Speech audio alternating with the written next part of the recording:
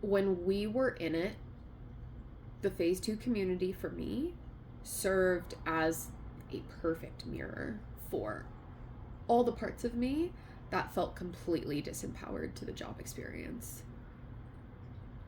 All of the parts of me that were still externalizing blame and responsibility for life not being enjoyable onto the work experience, onto the job experience.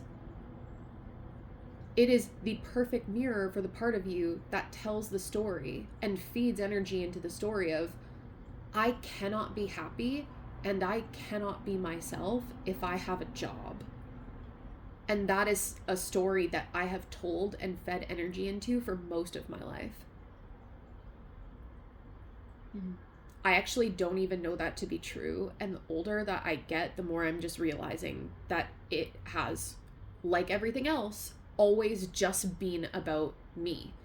It's not the job that keeps me from feeling like I can't be myself. It's me that keeps me from feeling like I can't be myself. Mm-hmm. It's never the job. It's never the person. It's never this external thing outside of you. Your environment could change. You could move countries. You could move continents. You could change job to job to job, which I have done. I've done that over and over and over again. You've seen it. Mm-hmm. I have went from job to job to job. And it's not the job that's the problem. It's I keep telling myself I can't be my full self here. Which is very confusing to me.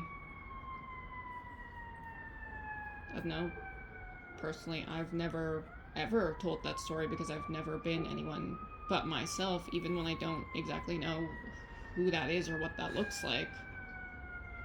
I've never been like, I can't show this part of myself at my workplace.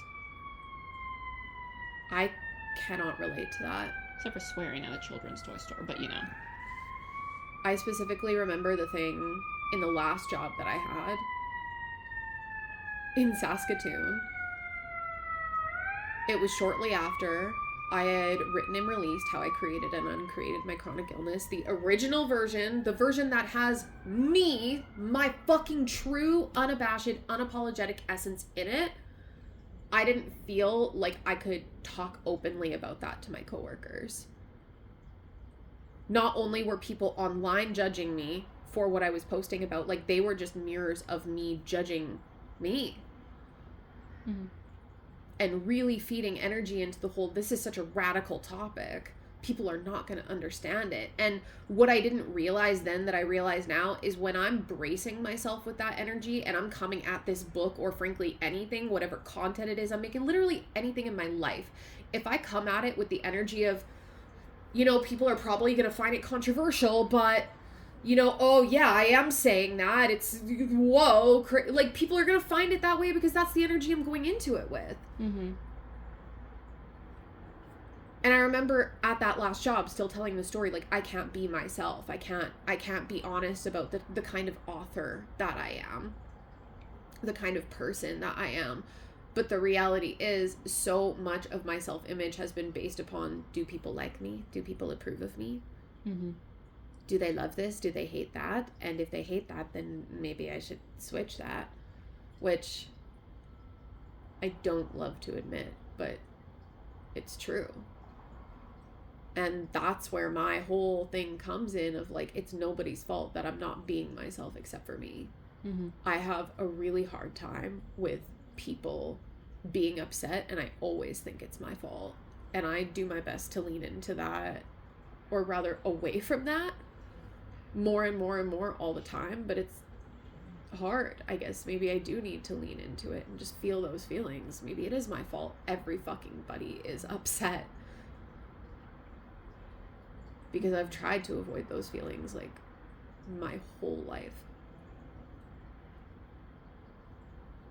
Yeah.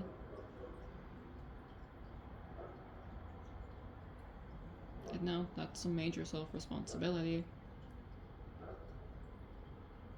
And it takes a lot to look at yourself and be like, no, I'm the reason this is fucked up. I'm the reason people don't like me.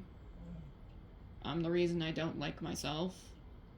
It's been so humbling seeing so many people say I fucking hate you, because it's like, I hate me. And I don't even want to admit that, but like, I have moments where I feel better about who I am. But I feel like at the bottom of it all, there's still just this self-judgment that I haven't closed the door on. That's fair. I mean, you hate the version of you that you are now and have been. What does the version of you that you don't hate and actively admire look like?